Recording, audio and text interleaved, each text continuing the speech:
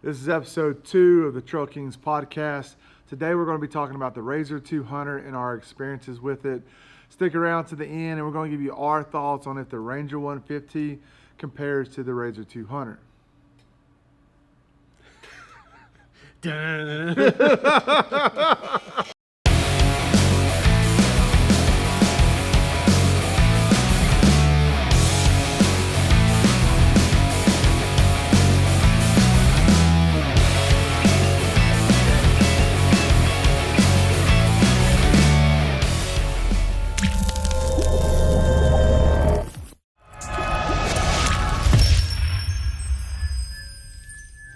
All right, so the first thing we're going to start off is with our experiences, and that goes back to when Doug first saw the Rzr 200 in action. So this is our podcast series where we have episodes. We have a vlog series where we have vlogs. And so in that vlog series, we travel around to different locations and film trail systems or parks and share GPX files for free of the trails we went down and the places that we stopped at. And so if someone that's never been there before wants to go experience that, they can. And so this year, our year started with a trip to South Carolina, and that was the first time you got to saw the Rzr 200 in action, right? Yeah, that was the first time. So what are your thoughts about that trip and what you saw?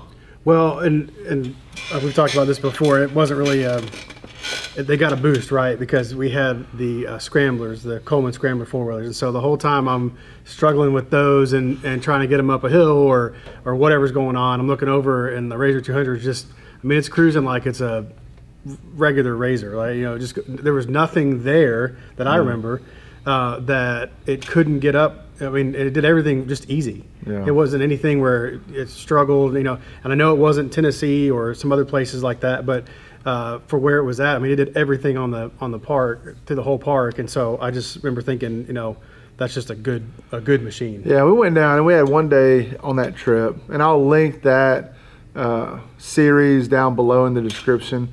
And for everybody listening at home on a podcast platform versus YouTube, you can go find all these playlists on our YouTube channel if you want to go watch that series. But they still have some steep inclines. There was one day we spent entirely on just the moderate trails, and we didn't shy away from going up anything steep because part of our deal is we want to test this out to see if, give you all the information possible for y'all to make a good decision if it's something y'all want to buy for your kids. And with it being a two-wheel drive machine, there is a lot of hesitation out there of wasting that much money on a two-wheel drive machine. Like, what is its real capabilities? So, but the biggest thing is, like, we keep these things stock. On that one and that experience at South Carolina, we don't have a gear reduction. We don't have a tune on it. We have the stock wheels and tires.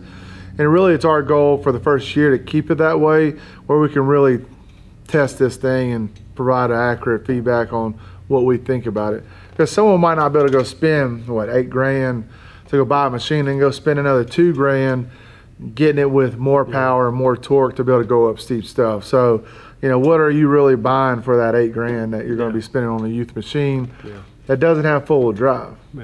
So, but overall, you thought the performance of it was well? Oh yeah, I mean, it's just, it started every time. It went up all the hills with no problems. I mean, there's all kinds of stuff. I mean, if you've seen the videos, you've seen the issues that we had, and that was just a 4-wheeler, which you think would have held up better than something that's bigger and heavier and has 2 people in at times. And we had all kinds of issues with ours, and that thing is just, I mean, a lot of times just waiting on us to get our wheels back on or chain back on or whatever was wrong with ours at the time. So I thought I was impressed how well it did. I mean, it was like a grown-up machine. It just did everything we tried to do. I guess the bar is not that high if it starts up. That's what I'm saying. If it starts up consistently, we're winning the race. So, so the next thing is our experiences. So my experiences, we have 2 machines. We bought one. We had the Ranger 150, and when the Rzr 200 came out shortly afterwards, we purchased that because we have 4 kids, and anybody that has multiple kids know they're always fighting over it. So we got the Rzr 200 to test out, and be able to compare it to the Ranger 150. And so our experience has been good with it. From day one, out the door, it's doing 29 miles an hour, which is its max speed on that machine. It was so good, the Rzr 200, once we did all of our comparison videos, and because how the marketplace is right now, we were able to sell the Ranger 150 for what we had into it, and then get another second Rzr 200 to still be able to compare them side by side. Are they consistent on their manufacturing of these machines, or is there opportunity for you to get a lemon? And it gives us the ability to do different things to each of them and then compare them that way. Put it one tune on one and a different tune on another one to really see, what is the performance of those tunes on stock machines, stock wheels, all those stuff. So our experience so far with the machines have been good. There's been issues that we'll address later on. But Doug, so we won't get into too much detail, because if you haven't seen the vlog series and seen our West Virginia trip and our Lake Murray trip, I don't want to ruin those videos for you, so y'all can go check those out. But on our West Virginia trip, we'll give you a little insight of what happened. Yeah. You want to go, Kay? So, the short version is, we had some issues in South Carolina with the four-wheelers. We got that fixed, and we took it out there to West Virginia thinking we were good to go. The non-ruining version of the story is it didn't work out. Within 20 minutes of the trip, first day, first hour, those weren't going to work out very well, and so we took them back to the house. And so the boys were really bummed about that. And so before that, though, my wife had already kind of seen the terrain and was, hey, what do you think about maybe a Rzr 200? And so after you talk about it, it's one of those things where you talk about it, you can't not go do it, because now if they get hurt, you feel that much worse. So we ended up with that's how we got our Rzr 200. We bought it on that trip while we were out there. And so there's nothing like putting your kid's life in jeopardy to get your wife to commit to. She's excited about spending a bunch of money on it. So a big purchase like that, and be happy to spend the good money. news was we weren't very far in the trail before we turned around. So, but we get on the trail, we start riding, and basically, in the first couple hours, we've got an issue with it goes into limp mode. And so at this point, the only thing we can think to do is just to tow it everywhere, because it just doesn't have enough power to get up anything. Yeah, and you can go look at that series, Hatfield McCoy. That's our day 3 riding, where we actually start in Mat 1. We eat lunch there, and then our day starts, which that whole video in itself, there's many things that went wrong, but this was the very start of it. That was the first thing that went wrong, and it's frustrating, because I don't, if you anybody that does know me knows I don't get really upset. I don't get mad about things that you just kind of roll off my back, whatever. And this one, that was a solid probably 2 hours. I didn't say anything. I didn't do anything. I was just mad. And I was mad because, you go spend all this money to avoid the issues that we started with. And I've seen 2 examples of it being perfect. And we're 2 hours of the trip, and I'm pulling this machine I just bought the day before. Yeah. So, now, that being said, that day actually it came back on. It did. But up until that point, it really stole his joy. God, yeah. And so the way it came back on was a surprise too, but you watched the video. You watched the video, but we got in a situation, it couldn't be pulled anymore in a very questionable spot for the machine and the kid driving it. Yeah. And so... basically had to, by the grace of God, on it, and all of a sudden it came alive. And since then, it's been great. The boys, they really push it kind of to the limit at home.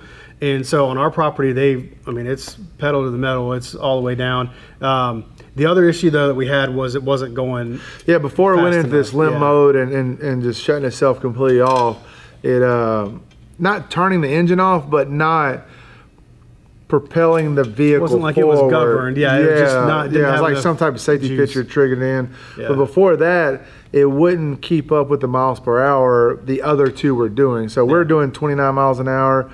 I think at first it started like at 23, 25, and finally worked its way up. Yeah. Almost like it had to get broken in before it can get to 29, which was, I'm not a mechanic by trade. You know, I'm self-taught on everything, and I don't know how to break down a motor, you know, and I'm not going to say I do, but if there's someone out there that knows a lot more about them than I do, comment below what that might have been. But it's like, as it's was warming up and breaking in, maybe and even since we've gotten home and ridden it, I mean, we've hit, according to the speedometer, 28, 29 miles an hour with me in it and one of the boys. And bigger tires. And bigger tires. We have 25 instead of 24-inch tires on there now. So, given how it started, I'm still really, really happy with it. So, on that same day 3, it's a must go watch video. We had our first experience of something breaking on ours. Now, I would say it wasn't due to the lack of the machine's quality. It was operator error, but you know, I don't want to ruin that video for you. You know, there's a lot of things that happened that led up to that. You know, it's dark outside. We've been on the trail for probably 12 hours by then or longer, trying to navigate our way off this mountain. We're going up a steep incline, but there was a drainage rut in the middle of that steep incline, and the driver, you know, hit it with momentum because these things are only 2-wheel drive, and fell in that rut. You know, passenger side tire fell in that rut and just hit this wall of a root that was probably half the tire or taller. Now, what's impressive, it's the Rzr 200 still made it up the steep incline, still made up on top of the ledge with doing that, but it bent the front passenger A-arms into the firewall to the point, if it was turned all the way, it was rubbing. The other thing is, right where it hit on the root at, it rolled back the bead of the wheel, like rolled it like peeling a banana type of roll, to where we already had so many things that go wrong. We're like, how in the heck we're getting off this mountain now? Now this is major. This is not just a flat tire we can plug. With desperation, you know, I grab a mini, that's not gonna work. A mini sledgehammer. And I'm like, man, if I can just roll it back with force, it maybe would work. And I did. I slowly beat on the wheel back and rolled it back down. We have air compressors. We applied pressure and the tire aired right back up. And what's impressive, after even taking that hit, bending the A-arms back, this little machine drove itself off the mountain, which took another few hours to do so, and back home. And so I say all to say this is, to me, the Rzr 170 had its issues, and I'm not saying these are flawless, but up to this moment, with our experience so far, you know, I'm impressed with them. It's just I think it's just a solid machine. That's the best way to put it. It works like it's supposed to. You had the 170s, and they had their own little issues, and they didn't seem as stout. And I think that's the problem. The wheels look kicked in, and you know, that kind of stuff. So with these, given how they've been driven, they still look like they were just put together, and I think that's what's impressive about them. And so the next day of that day 3 video, we had to go finish it and get to our destination.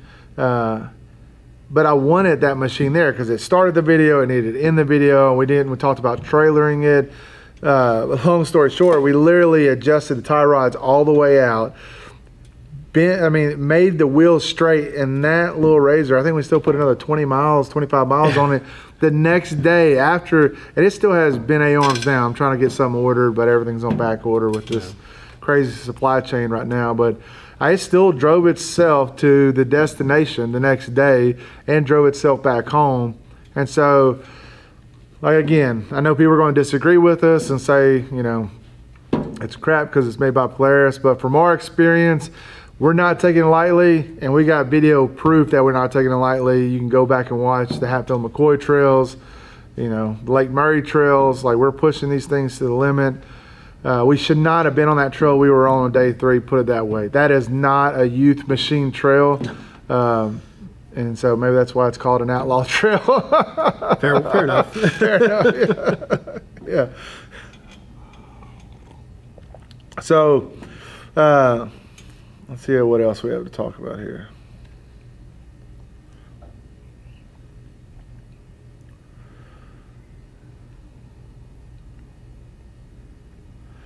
So the next thing that we want to answer is, so on that Hatfield McCoy trip, we only had the Rzr 200s. We've sold our Ranger 150. And I get asked on some of the videos we've done about them. And we've done videos on the 170, the Ranger 150, and the Rzr 200. I'll link all those playlists in the description of the YouTube video.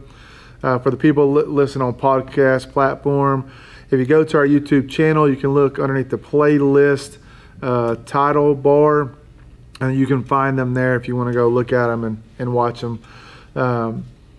But could the Ranger 150 make it through the things the Rzr 200 made? What is your thoughts?